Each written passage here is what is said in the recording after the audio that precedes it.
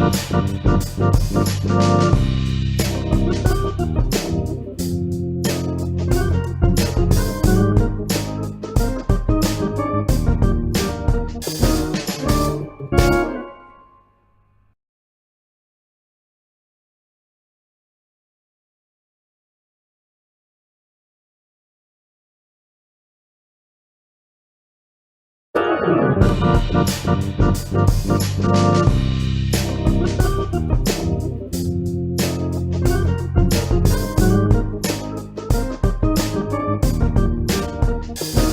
name is Blyden Ukema and it's Business 360 from Spectrum TV. In today's Business 360, we'll be looking at top stories in the world of business. We'll begin with the economic sales and several speeches by Fed officials. We'll also look at consumer price index CPI and retail sales, and labor data will be released in the UK. Fresh inflation rates for India, Switzerland and South Africa, and interest rate decisions in the Philippines and in. Let's look at the next big thing that's about to happen in the world. The next massive nuclear plant topped by giant concrete cooling towers.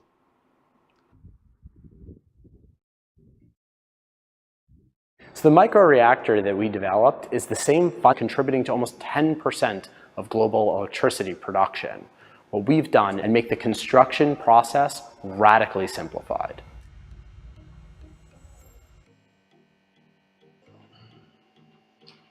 Advanced reactor technology. They've been around for a couple of relatively new. They're also moving quickly to the market. And so we expect to see the first microreactors operating by 2024 and 2026. We see a couple of universities already moving forward to investigate the use of microreactors. The University of Illinois in Urbana-Champaign, or specifically microreactors. And so it's an exciting opportunity to see nuclear power help to reduce carbon emissions for these universities. Nuclear reactors could be the next big thing that would happen in the world, and they're created in small versions. But let's go to cryptocurrency. Karen is ending the staking as a service platform for US customers and will pay $30 million to secure the Security and Exchange Commission's charges that will offer unregistered securities. In a blog post, Kraken said it would automatically the Ethereum network's Shanghai upgrade takes effect. Former SEC attorney Zachary Fallon discussed. Let's hear from him. A program built upon the protocol that Kraken was pitching to retail investors, allowing for mid-epoch withdrawals and those types of things. I think do suggest a potentially different result under say an investment contract analysis than you would if it was really just a connective tissue. An internet service provider allowing you to platform offers you these kinds of returns, whether they call their services lending, earn, rewards, APY, or staking. That relationship should come with the protections of the federal securities laws. That means you, the investor, staking them. Are they lending, borrowing, or trading with them? Whether it's consumer protection or protection against commercial arrangements, there's no more risk. Of course, there's no more reward. So I don't know. I don't know if that's a net positive or net negative. I think I know how most folks in the crypto industry feel about it, but certainly moving those opportunities offshore, risk being provided on top of in between the protocol and its customers and its participants, or potentially, as you said, centralized exchanges, and maybe some of those are doing both activities, but. The interactions of the actions of intermediaries has always been a huge focus of the securities laws, and that's why we have the Securities Exchange Act of 1934. It is all about regulating intermediaries, and in addition to say investment company and that was former SEC attorney Zachary Fallon talking about security laws and how it applies to the crypto market. The international lenders are cutting back on funding for some of Kenya's infrastructure projects. Financial cutbacks may get as high as 66.8 billion shilling. Some of the foreign lenders include the World Bank, China, Exim Bank, and more. At least 19 significant projects in Kenya have been impacted by changes in government expenditure, with foreign lenders cutting financing for the fiscal year ending June by at least 66.8 billion shilling, according to reports. It's a concern around Kenya and funding. When World Bank are not giving this funding, it affects projects in Kenya. Let's come back home in Nigeria.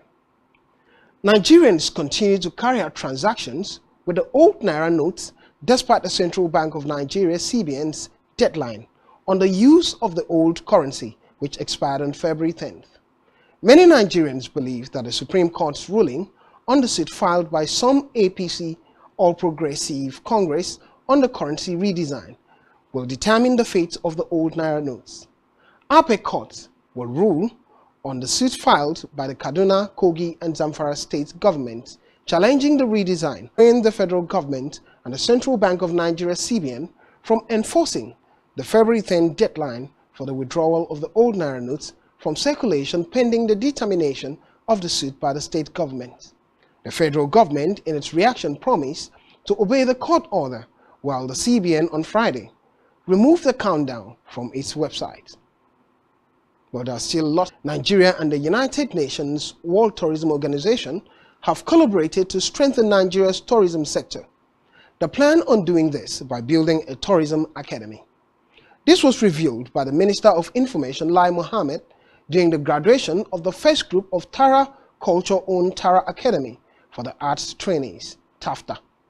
The United Nations World Tourism Organization decided to go with Nigeria due to the progress the country's creative industry has made. That's the outlook within tourism in Nigeria and that collaboration between Nigeria and the United Nations. Trade between Nigeria and the United Kingdom in 2022 hit £5.5 billion. Of the £5.5 billion, Nigeria's trade export volume to the United Kingdom hit £2.2 billion in the same period under review.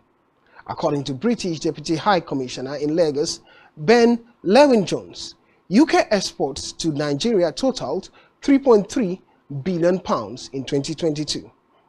The Deputy High Commissioner disclosed this on Sunday. In an interview in Lagos, he noted that the relationship between both countries, the UK and Nigeria, has been productive.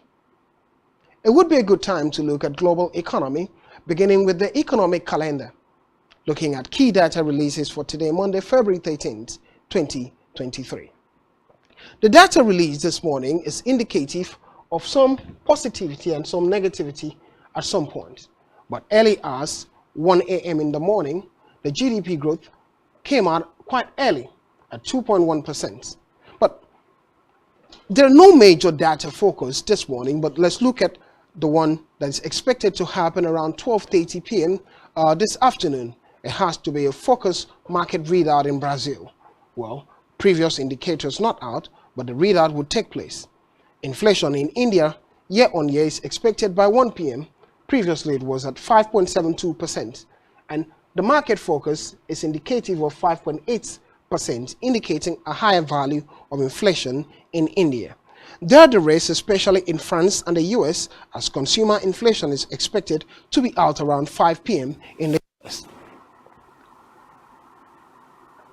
In Africa, the annual inflation rate in Rwanda eased for the second month to 31.1% in January 2023, bread and cereals.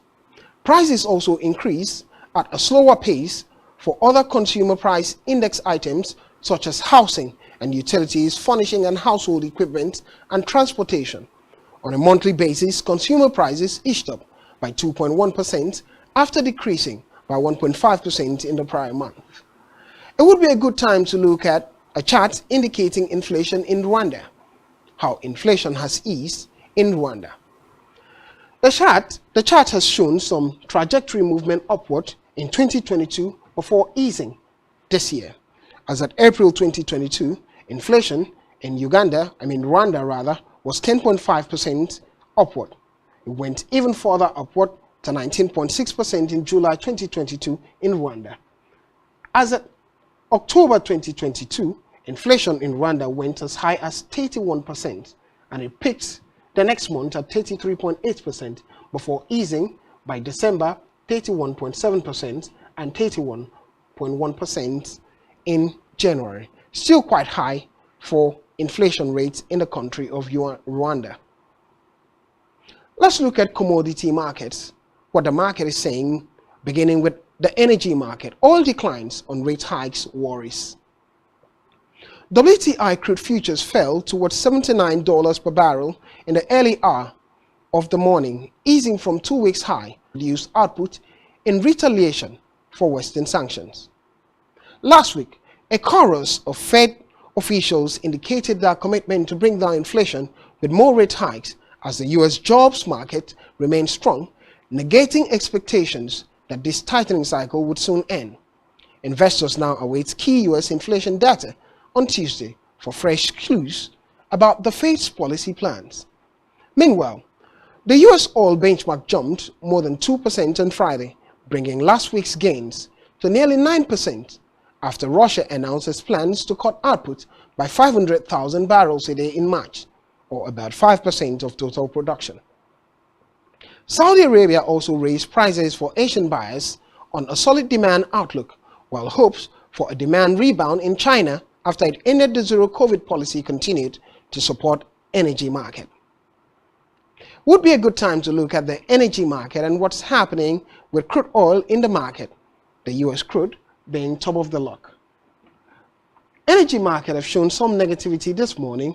US crude current price $78.44 US per barrel, downward by 1.27 points, a negative 1.6%. For Brent crude, which is Nigeria's price benchmark, current price at $85.12 US per barrel, downward by 1.268 points, a negative 1.47% decline.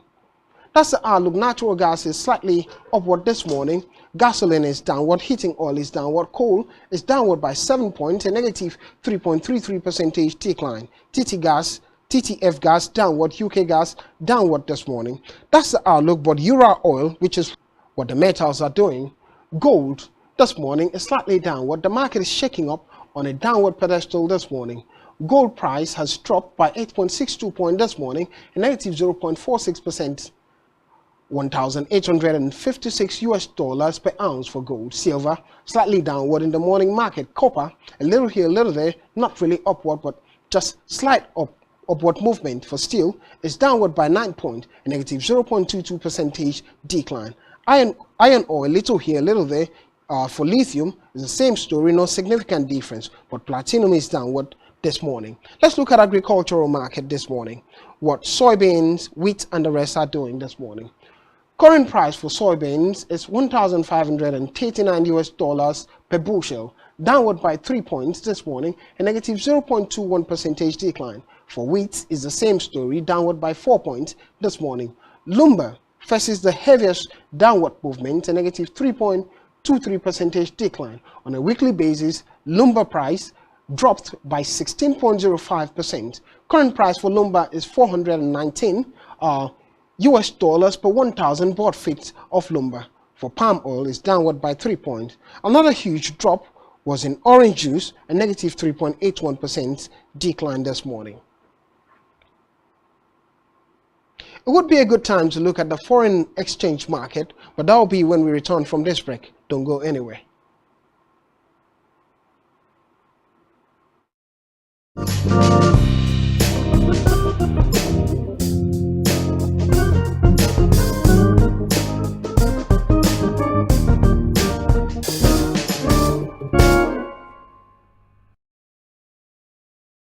Welcome back. It's Business 360. My name is Blyden Ukem.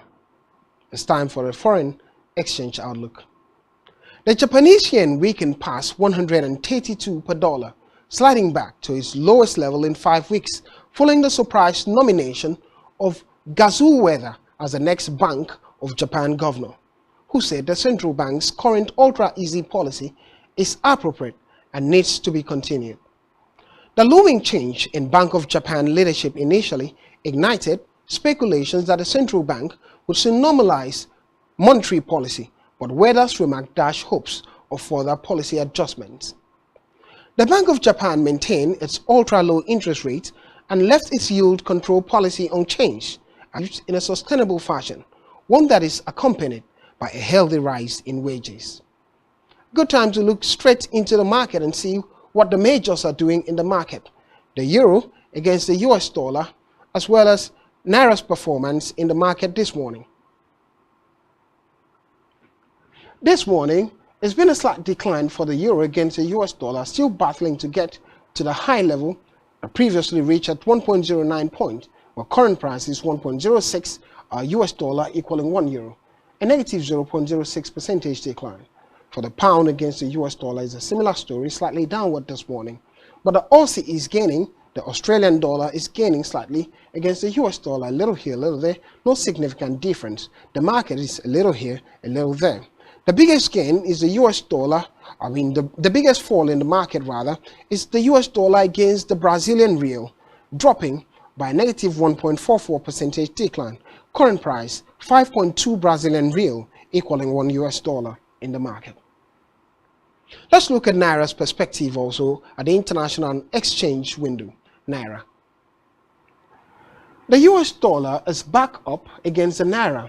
Current price 460 Naira at the international exchange window against the US dollar, upward by 1.01 point at the close of yesterday's trade, which is the opener of today's market. For the euro against Naira, it's 492.11 Naira equaling 1 euro, downward by 1 point gain for the Naira as at the close of Friday's market.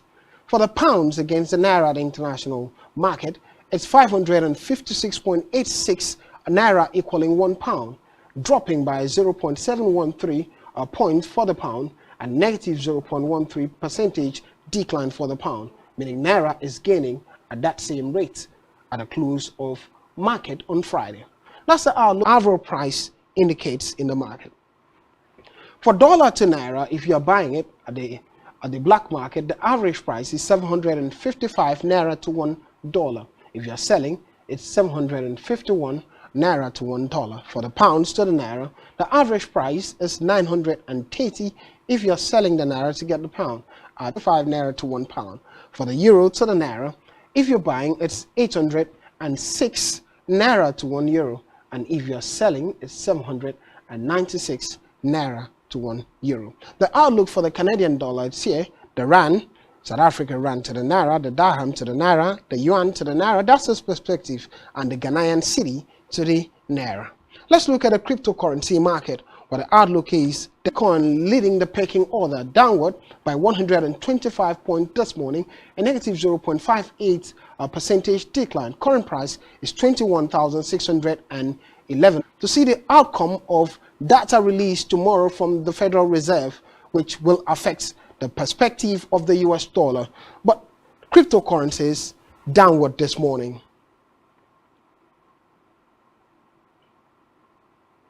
Enough of the outlook within the foreign exchange. Let's see what's happening with global stocks, the stock market, beginning with the Asian equity market.